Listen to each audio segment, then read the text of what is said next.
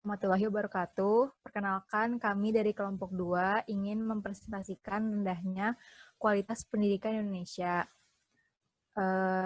Ini langsung kenalan aja ya. Yang pertama, ada Perkenalkan, nama saya Afiah Korotaini dari program studi kimia.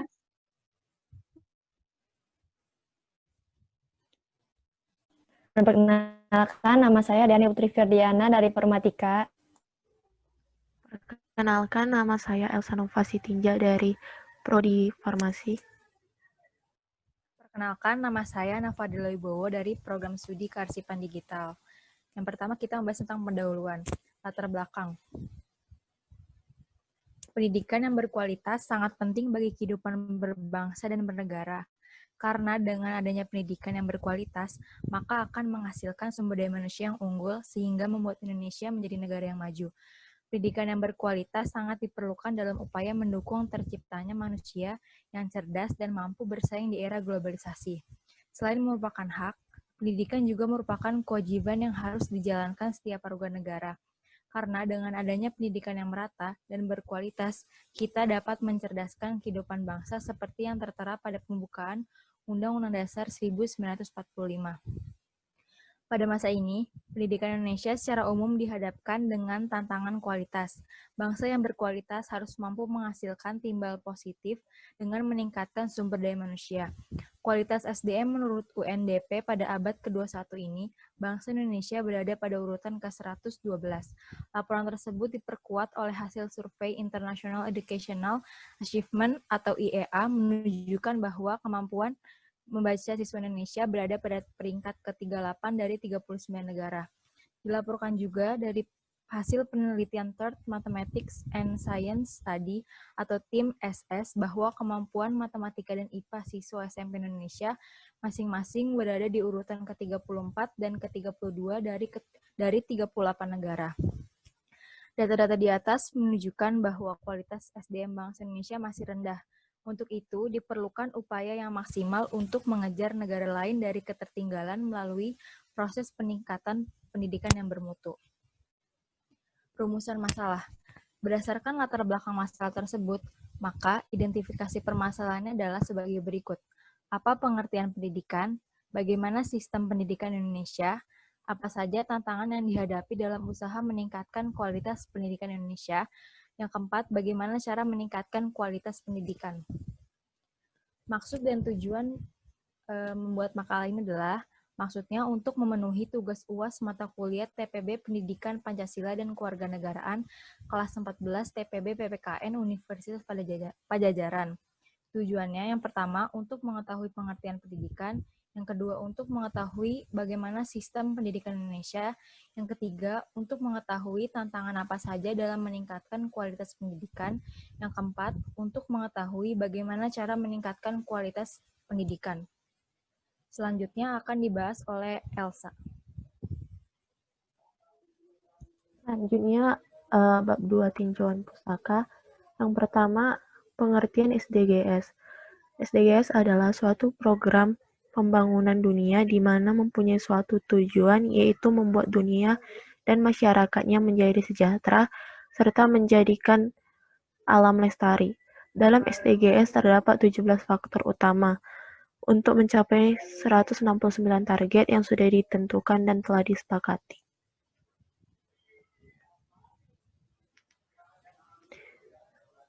"17 butir SDGs bertujuan untuk memajukan negara yang tertinggal jauh dengan negara maju.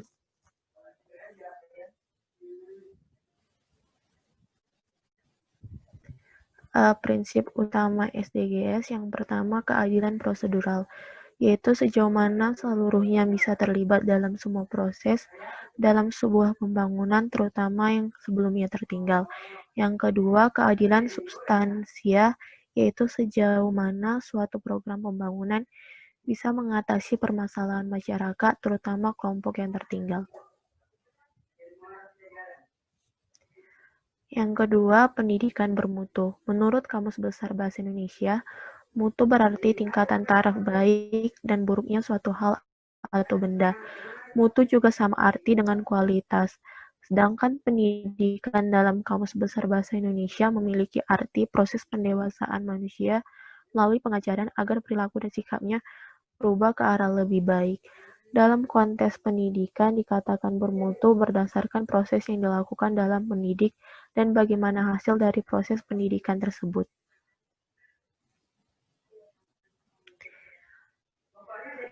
Nana Sayodi dan kawan-kawan dalam buku Pengendalian Mutu Pendidikan Sekolah Menengah, konsep, prinsip, dan instrumen tertulis dalam peningkatan mutu pendidikan terdapat beberapa prinsip. Di antaranya yaitu yang pertama, profesional dalam memimpin terutama dalam bidang pendidikan. Yang kedua, terdapat komitmen yang mengalami perubahan. Ketiga, kemampuan perlu dikembangkan agar bisa bersaing dalam dunia global. Peserta didik sebaiknya dibantu seorang profesional pendidik. Yang keempat, tersedia tenaga pendidikan yang memiliki tanggung jawab dan bekerja sama sebagai tim mutu pendidikan dapat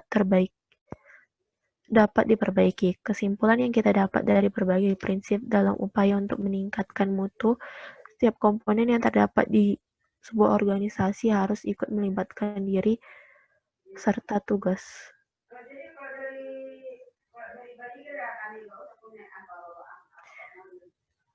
Pendidikan anti korupsi. Anti korupsi sendiri memiliki arti sebuah usaha pencegahan dengan kebijakan agar peluang dari korupsi bertambah semakin kecil. Upaya pencegahan di sini diartikan bagaimana agar setiap orang sadar untuk menghindari melakukan korupsi sehingga uang dan aset negara terselamatkan. Dalam usaha pencegahan anti korupsi dilakukan langkah-langkah sebagai berikut. Yang pertama, peraturan perundangan diperbaiki agar perkembangan korupsi dapat diantisipasi. Yang kedua, birokrasi diperbaiki dan membuatnya lebih simpel dan efisien. Yang ketiga, milik negara dan milik pribadi secara tegas dipisahkan. Fasilitas negara bukan digunakan untuk kepentingan pribadi, melainkan kepentingan umum.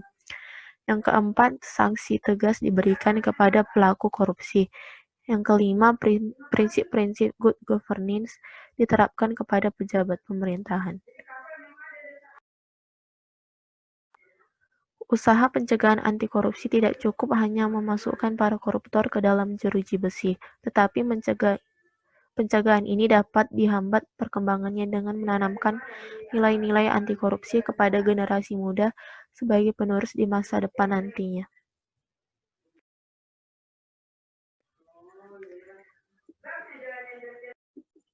Selanjutnya, bab 3 pembahasan. Pertama ini keadaan umum observasi. Dengan banyaknya kekayaan Indonesia, seharusnya kita mampu memanfaatkannya dengan baik agar bangsa ini menjadi lebih maju. Namun, sumber daya manusia atau SDM yang dimiliki Indonesia belum cukup mumpuni untuk membangun bangsa ini ke arah yang lebih baik. Salah satu faktor yang mempengaruhi kualitas SDM negara kita adalah pendidikannya.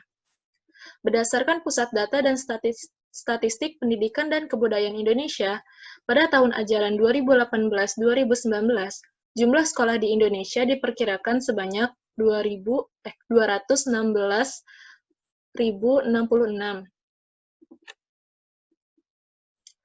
Berdasarkan tabel 1.1, jumlah sekolah menurut jenjang pendidikan tahun ajaran 2018-2019, yang pertama ada pada tingkat sekolah dasar, jumlah sekolah di Indonesia sebanyak 148.673. Sedangkan pada tingkat sekolah menengah pertama di Indonesia terdapat 39.637. Sedangkan pada tingkat sekolah menengah atas di Indonesia terdapat 13.692 sekolah. Sedangkan pada tingkat sekolah menengah kejuruan ada 14.064 sekolah. Adapun faktor kualitas pendidikan Indonesia belum merata itu dikarenakan yang pertama, sarana dan prasarana kurang memadai. Hal ini dibuktikan dengan fasilitas baik gedung, meja belajar, maupun hal lain yang masih kurang memadai di sekolah-sekolah, terutama sekolah di daerah terpencil. Berdasarkan data dari Kementerian Pendidikan dan Kebudayaan, ruang kelas yang dalam kondisi baik masih di bawah 50%.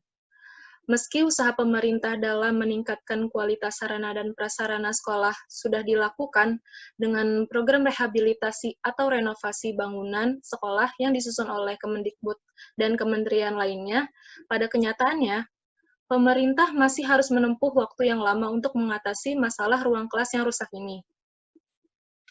Yang kedua, alasannya adalah mahalnya biaya pendidikan. Mahalnya biaya pendidikan di Indonesia disebabkan oleh kebijakan pemerintah mengenai MBS atau manajemen berbasis sekolah, yang diartikan sebagai upaya untuk mobilisasi dana. Yang ketiga, kurangnya pemerataan pendidikan di pelosok desa. Banyak hal yang mempengaruhi kurangnya pemerataan pendidikan, mulai dari minimnya perhatian pemerintah, membedakan kualitas SDM di kota dengan di desa, hubungan sinkronasi antar pemerintah pusat dengan pemerintah desa yang kurang, dan masih minimnya pemerintah membangun fasilitas pendidikan di desa. Faktor yang terakhir ada rendahnya kualitas guru. Saat ini banyak guru di sekolah-sekolah yang tidak memenuhi persyaratan dan kurang memerankan fungsinya sebagai guru profesional. Hal ini pun didukung dengan fakta bahwa banyak guru yang bukan berasal dari universitas yang diperuntukkan untuk menjadi guru. Bahkan, ada yang bukan lulusan sarjana. Oleh sebab itu, banyak guru yang tidak bisa mengajar dengan baik karena tidak memiliki ilmu cara mengajar peserta bimbing dengan baik.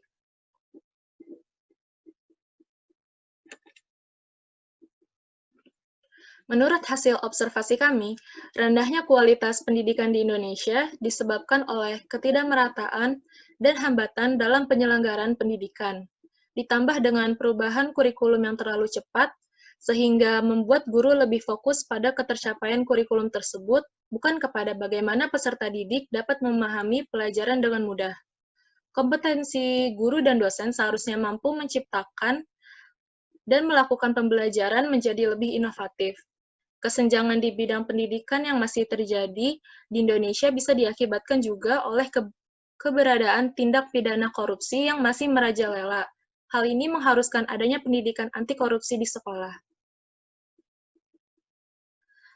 Hal ini dikarenakan pendidikan bukan hanya mempengaruhi pembangunan suatu negara, namun juga menciptakan generasi muda sebagai agent of change yang membawa perubahan dan menjadi agent of producer yang menciptakan perubahan yang nyata.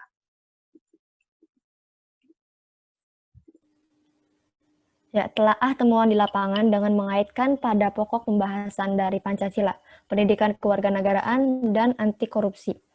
Pendidikan kewarganegaraan sangat memfokuskan pada pembentukan diri yang beragam, baik dari segi drama, sosiokultural, bahasa, usia, dan suku bangsa Indonesia, untuk menjadi warga negara Indonesia yang cerdas, terampil, dan berkarakter, serta setia kepada bangsa dan negara Indonesia, sehingga mampu merefleksasikan diri dalam kebiasaan berpikir dan bertindak sesuai dengan pedoman, yaitu Pancasila dan Undang-Undang Dasar 1945. Tidak hanya itu, pendidikan kewarganegaraan juga mengajarkan kepada kita untuk membentuk pribadi yang berpegang teguh pada anti korupsi. Murid atau mahasiswa juga diajak untuk mengetahui nilai atau aspek standar yang berkontribusi terjadinya korupsi serta nilai atau aspek penolakan aksi korupsi. Secara umum, tujuan pendidikan anti korupsi adalah membentuk penerus bangsa dengan sifat anti korupsi. Untuk mencapai tujuan tersebut, nasionalisme murid atau mahasiswa harus dipertajam melalui pelajaran pendidikan kewarganegaraanlah di mana pengenalan nilai-nilai Pancasila dan Undang-Undang Dasar ditekankan. Pancasila sebagai dasar negara mendasar pasal-pasal dalam Undang-Undang 1945 serta menjadi hukum yang dituangkan dalam peraturan hukum negara. Walaupun ada hukum mati bagi para koruptor, korupsi tetap marak di Indonesia. Korupsi dapat dicegah dengan membangun moral yang tertanam di nilai-nilai Pancasila, bukan karena kebijakan hukum mati. Pancasila berperan sebagai ketatanegaraan Republik Indonesia. Maka dari itu, Pancasila digunakan sebagai tolak ukur segala tindakan dalam membuat kebijakan dan melakukan tindakan sehari-hari. Dengan Pancasila sebagai sumber dasar dari segala hukum, Indonesia dapat memiliki sistem pemerintahan yang bersih dan bebas dari korupsi, serta menjunjung tinggi hak asasi manusia bagi seluruh rakyat Indonesia. Berdasarkan hasil perhitungan penelitian, implementasian pendidikan anti korupsi sudah cukup sering diterapkan di dalam kehidupan edukasi. Terbukti dari 30 responden atau 73,2% responden menjawab mereka sudah pernah mendapatkan edukasi anti korupsi. Sedangkan sekitar 11 responden atau 26,8% responden belum pernah mendapatkan pendidikan anti korupsi secara formal maupun informal dan pendidikan keluarga negara di seluruh jenjang pendidikan. Biasanya pendidikan anti korupsi diimplementasikan di pelajaran pendidikan keluarga negara dan Pancasila. Namun, sepertinya hal ini belum sepenuhnya diterapkan di institusi pendidikan secara maksimal. Pendidikan anti korupsi merupakan pendidikan yang mana sikap anti korupsi ditanamkan karakter setiap siswa. Hal ini membuat pendidikan anti korupsi merupakan salah satu mata pelajaran yang penting dan wajib untuk diadakan di seluruh jenjang pendidikan. Menurut responden, banyak langkah yang dapat dilakukan untuk meningkatkan kualitas pendidikan di Indonesia, seperti pengenalan dan pemberian materi mengenai anti korupsi dimulai usia dini, penekanan nilai-nilai Pancasila di setiap pembelajaran, mengajarkan sejak dini pendidikan karakter dan etika sehingga melahirkan pelajar yang berintelektual dan berintegritas, dan membimbing pelajar agar memiliki iman yang kuat serta terhindar dari sikap anti korupsi. Terdapat juga beberapa responden yang memberikan solusi untuk memberantas koruptor dan memberatkan hukuman untuk para koruptor, seperti hukuman mati dan pengambilan hak. Pendidikan anti korupsi yang dilakukan dengan metode dan tepat sasaran bisa digunakan sebagai media pembelajaran yang diutamakan guna menumbuhkan generasi-generasi baru yang hendaknya bisa menjaga setiap individu untuk menghindari praktik KKN, korupsi, kolusi, dan nepotisme di segala situasi dan kondisi apapun. Pendidikan anti korupsi pada dasarnya ingin mengkondisikan agar perilaku siswa sesuai dengan tuntutan masyarakat. Ada beberapa langkah yang bisa dilakukan dalam pendidikan anti korupsi agar perilaku anti korupsi melekat menjadi karakter siswa. Berikut langkah-langkahnya, yaitu yang pertama, melatih siswa untuk menentukan pilihan perilakunya. Siswa harus diberitahu tentang hak, kewajiban, dan konsekuensi dari tindakan yang dilakukannya. Yang kedua, memberi siswa kesempatan mengembangkan pemahaman dan menciptakan situasi fleksibel, di mana siswa bisa bekerja sama, berbagi, dan memperoleh bimbingan yang diperlukan. Yang ketiga, melatih siswa dengan teknik berpikir kritis. Yang keempat, melibatkan siswa dalam berbagai aktivitas sosial, di sekolah, dan di lingkungannya. Pengetahuan yang dalam tentang anti korupsi akan mempengaruhi bentuk sikap anti korupsi pada siswa. Untuk pembelajaran haruslah memastikan bahwa siswa paham akan kriteria, sebab, dan akibat anti korupsi. Guru dapat mengulang pembelajaran informasi tersebut dengan berbagai cara agar siswa mengerti dan menangkap maknanya. Eksplorasi berbagai sumber seperti modul, LKS, internet, koran, dan sebagainya akan membantu guru dan siswa dalam membangun pemahaman yang kuat akan segala aspek korupsi. Aspek penting lain dari pendidikan anti korupsi adalah kemampuan siswa untuk membuat pertimbangan moral terkait perbuatan korupsi dan ini juga sangat ditentukan oleh kognisi yang dimiliki. Berdasarkan klasifikasi baik siswa yang sudah berada pada usia remaja sudah mampu melihat suatu dunia luar darinya. Karena itu mereka sudah dapat dilatih untuk membuat pertimbangan moral tertentu. Apakah suatu perbuatan tersebut dapat dikategorikan baik atau buruknya dari sisi moralitas. Untuk itu, pembelajaran melalui pengelaborasian alasan-alasan moral tentang suatu perbuatan akan membantu siswa dalam membuat pertimbangan dan selanjutnya akan meningkatkan perkembangan moralnya.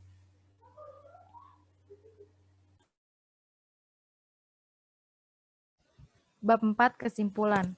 Mutu dari pendidikan yang paling penting adalah proses bagaimana cara guru atau dosen mendidik peserta didiknya dan dari proses yang baik akan menghasilkan prestasi yang baik pula. Tidak hanya dilihat dari prestasi, tetapi juga dapat dilihat dari segi relevansinya dengan kebutuhan masyarakat. Apakah dia dapat menjadi orang yang bermanfaat dalam lingkungan sosialnya, terutama bagi bangsa atau negara. Hasil dari pendidikan yang berkualitas juga dapat dilihat apakah peserta didik dapat melanjutkan pendidikannya hingga ke jenjang selanjutnya hingga sampai ia memperoleh pekerjaan yang baik, serta ia juga mampu mengatasi persoalan yang ia hadapi dalam hidupnya. Dalam menciptakan pendidikan yang berkualitas atau bermutu, tidak hanya tanggung jawab dari pemerintah maupun lembaga pendidikan saja, tetapi juga setiap komponen pemangku kepentingan pendidikan seperti orang tua dan lingkungan sosialnya juga.